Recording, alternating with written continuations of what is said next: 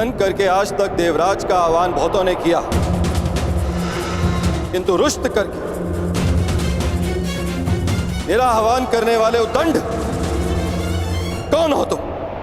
कर कर कर कर दिव्य दृष्टि से बाण शक्ति से जीते ये सारा रण, शांत चित धरे आत्मबल भरे जीते हर बार अगर, छूट ना पाए लक्ष्य हो चाहे सूक्ष्म सा छुपा होकर। राधे कर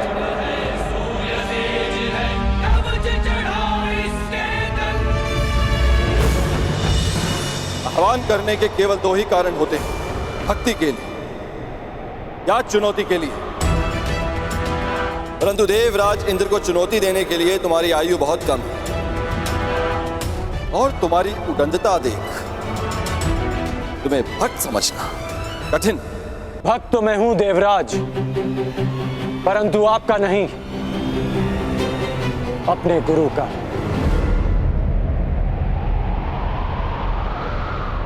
मैं यहां आपको चुनौती देने आया हूं।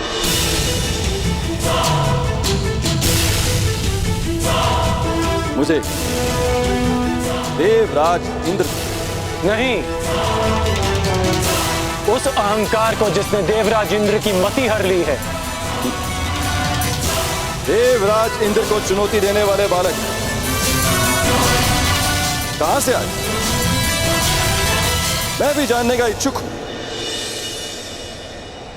मुझे ललकारने वाले का कुल क्या है, जाति क्या है?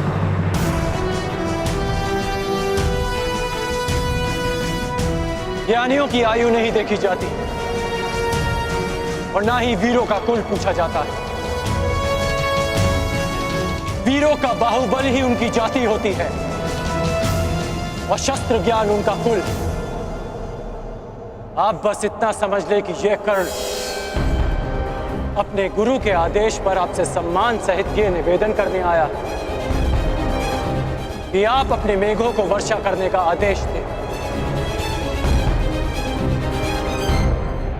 तो तुम मुझे आदेश दे रहे, देवराज इंद्र को? स्मरण रहे, वर्षा मेरी अधीन है। इसे आज तक मैं इन पृथ्वीवासियों को भेंट स्वरूप देता आया, परंतु मुझे अभी अनुभव होने लगा निःशुल्क में मिलने वाली इन सुविधाओं को ये पृथ्वीवासी सम्मान नहीं करते। इसी कारण मैंने निर्णय लिया है कि पृथ्वीवासियों को वर्षा तब तक प्राप्त नहीं हो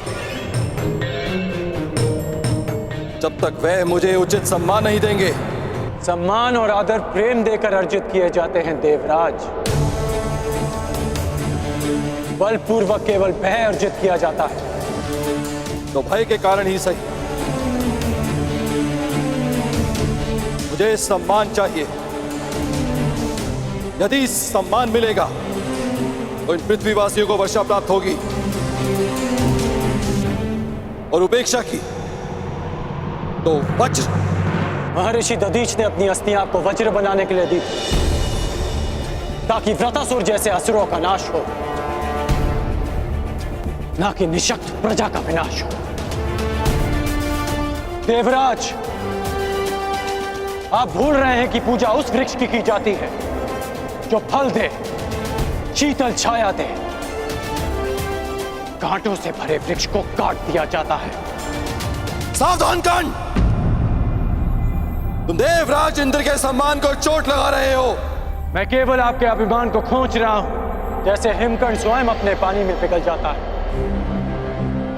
अहंकारी का अस्तित्व भी स्वयं उसका अहंकार हर लेता है। अपने मेघों को वर्षा करने का आदेश दे। इसे मेरा अंतिम निवेदन समझे या चेतावनी। और यदि मैंने तुम्हारा निवेदन अस्वीकार किया तो, वर्षा नहीं की तो मेरे बाणों की वर्षा से आपका अभिमान बच नहीं पाएगा।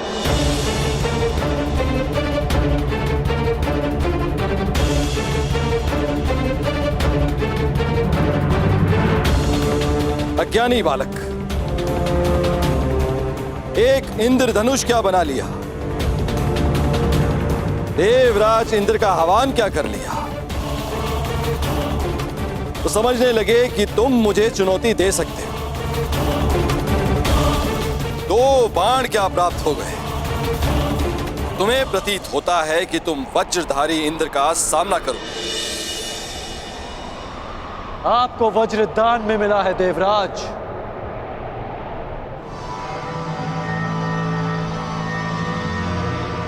पर मैंने अपने अस्त्र परिश्रम और साधना करके अर्जित किए हैं। बस उद्दंड बस।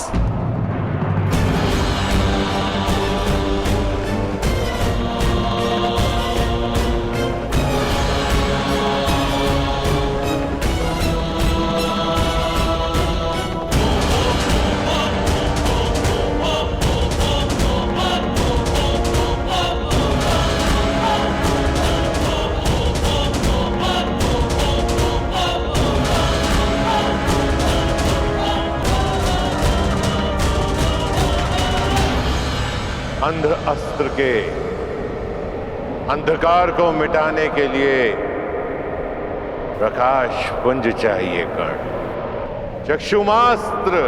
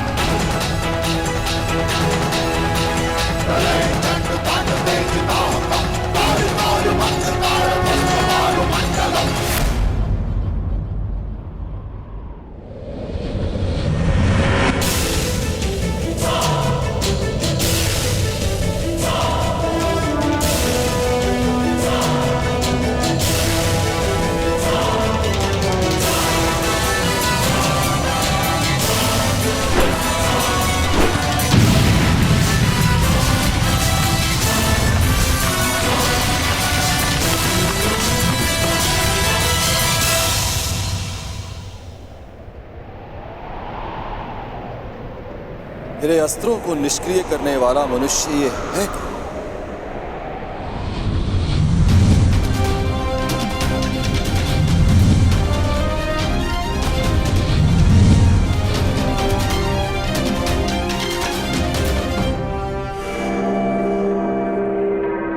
देवताओं को शक्ति मनुष्य की भक्ति से मिलती है,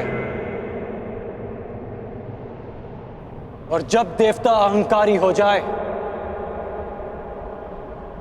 तो मनुष्य को विरोध में खड़ा होना ही पड़ता है। और आज ये मनुष्य देवराज इंद्र पर ही इंद्रास्त्र का प्रयोग करेगा।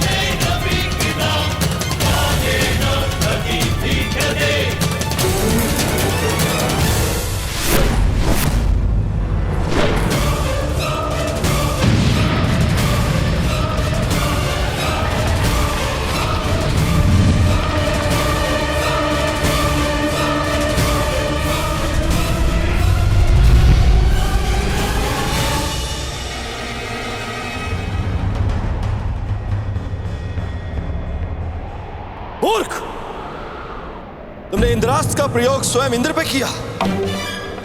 क्या तुम्हें स्मरण नहीं है कि मुझे अमरत्व मिला हुआ है,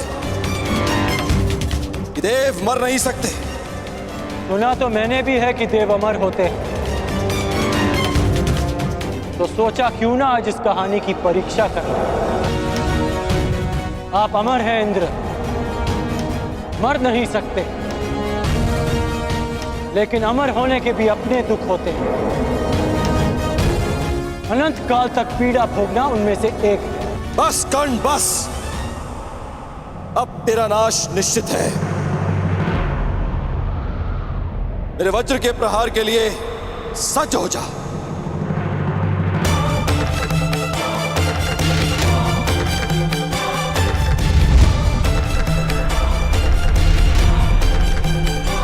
देवमानवयोः युद्धं कर्णस्य च महेन्द्रस्य च दृष्टमिदं किञ्चित् न केनापि कुत्रचित्।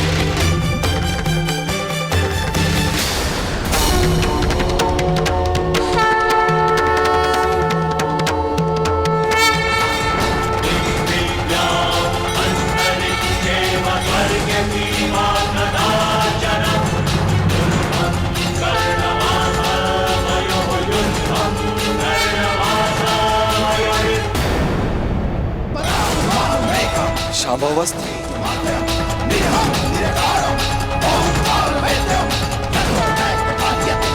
महादेव शिव शंभू का दिव्य अस्त्र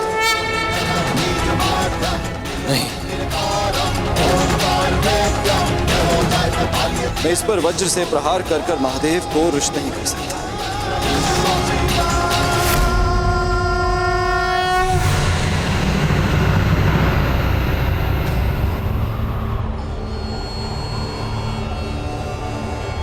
रुक जाओ कर्ण,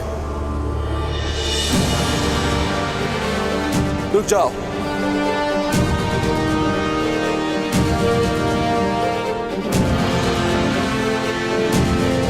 मैं अपनी पराजय स्वीकार करता हूं।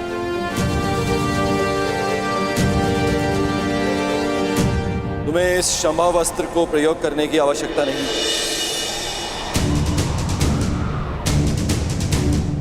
गंगा पुत्र भीष्म और आचार्य द्रोण के अतिरिक्त मैंने किसी धनुर्धारी में इतनी मेधा नहीं देखी, इतना बल नहीं देखा।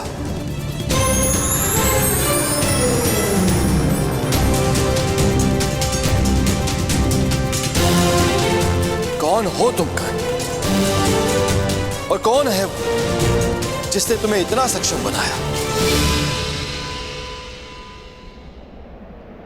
कौन है वो महागुरु? कौन है जिसके शिष्य हो तुम?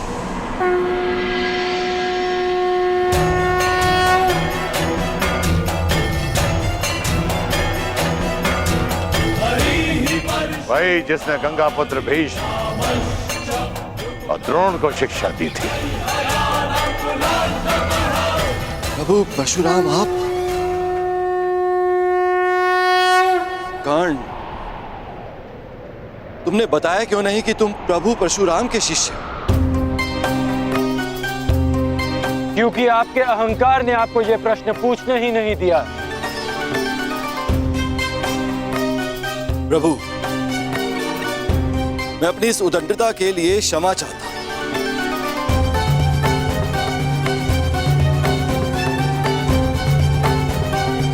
मेरे इस अहंकार ने मेरी मति को हर लिया था, जो मैं समझ नहीं पाया कि ऐसा प्रतिभावान योद्धा केवल आपका ही शिष्य हो सकता है। मैं क्षमा चाहता हूं, अर्थात मेघों को अभी वर्षा का आदेश देता हूं।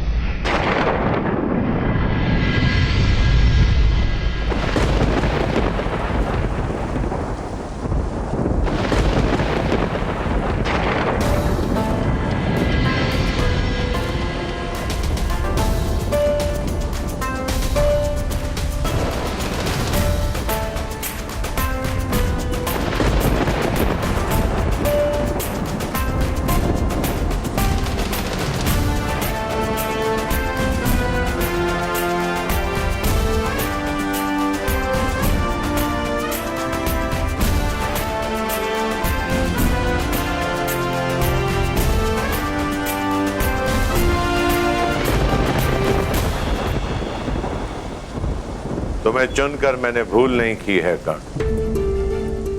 तुमने अच्छा प्रदर्शन किया है। क्योंकि मेरे गुरु ने मेरा मार्ग प्रदर्शन किया। ये कर्ण की नहीं, आपकी शिक्षा की विजय है गुरुदेव। कर्ण, वर्षों तक तुमने शस्त्र साधना की, मेरे हर आदेश का पालन किया, मेरे द्वारा दी गई हर परीक्षा में तुम खरे उतरे हो। राधे, और आज तुमने इंद्रदेव का अहंकार तोड़कर मुझे गौरवान्वित किया है। इसका तात्पर्य जानते हो कर्ण? इसका अर्थ यह है तुम उन शस्त्रों को धारण करने के पात्र बन गए हो जो देवताओं को भी उपलब्ध नहीं है। मैं तुम्हें ब्रह्मशील अस्त्र की दीक्षा दूंगा। मैं तुम्हें ब्रह्मांड अस्त्र की शिक्षा दूंगा। और परशुराम को सदैव ये गर्व होगा, ये दीक्षा प्राप्त करने वाला राधे कर्ण परशुराम का प्रतिबिंब है।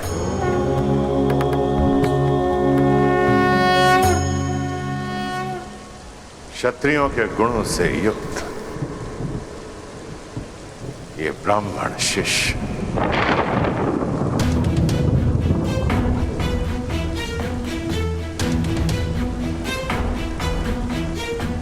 इतने वर्षों में असंख्य बार तुमने मुझे मेरी युवा अवस्था का स्मरण कराया,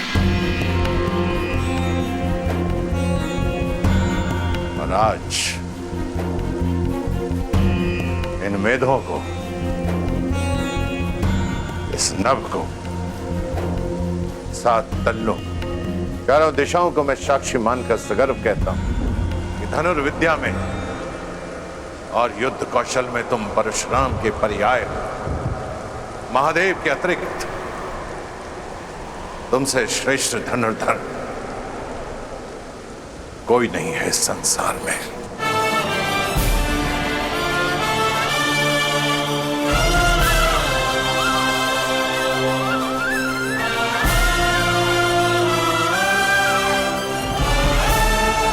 चिरायु भाव कर्ण,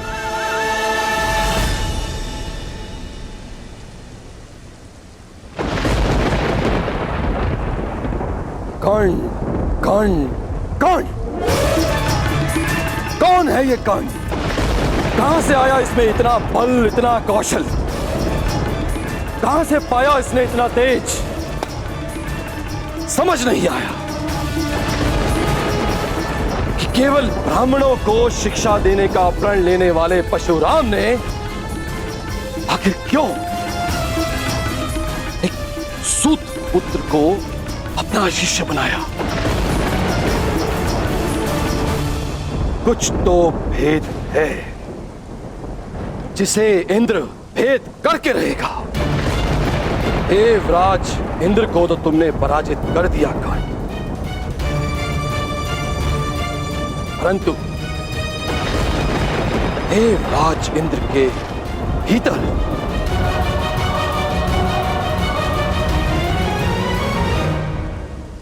तुमने अपने महाशत्रु को भी जन्म दे दिया।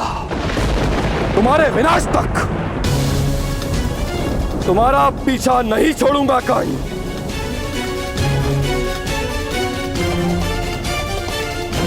परशुराम तुम्हें संसार का सबसे सर्वश्रेष्ठ धनुर्धारी घोषित कर चुके हैं, किंतु क्षमा करना है धनुर्धारी। मैं इंद्र ऐसा कभी होने नहीं दूंगा, कदापि नहीं। इस संसार का सबसे सर्वश्रेष्ठ, सबसे महान धनुर्धारी केवल वही होगा जिसमें देवराज इंद्र का बल होगा। देवराज इंद्र के वज्र का तेज,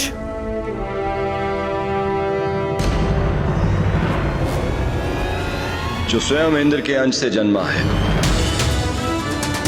सबसे बड़ा, सबसे उत्तम, सबसे सर्वश्रेष्ठ धनुधर बनेगा हस्तिनापुर में शिक्षा ले रहा अर्जुन। जिसने इंद्र का आशीर्वाद अर्जित किया है वो अर्जुन।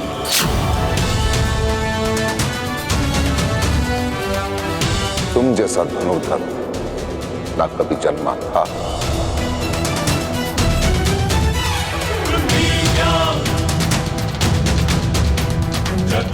ना जन्मा है और ना ही कभी जन्मेगा अर्जुन।